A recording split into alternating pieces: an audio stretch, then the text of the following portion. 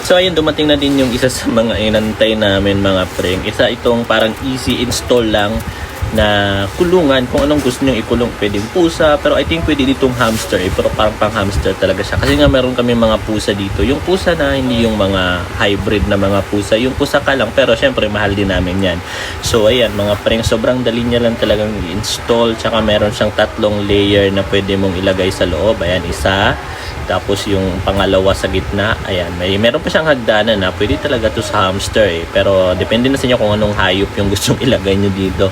Ayan yung pangalawa, ayan, meron siyang hagdanan at syempre yung pangatlo nilagay natin dyan at syempre yung hagdanan. Ganun na siya kadali install mga preng kasi nga parang ang ready to build na agad siya so ayan, tinayin natin yung isang pusa natin at saka meron din siyang gulong mga preng so ayan, lagay muna natin yung mga gulong mga preng, 4 yan siya, both corner.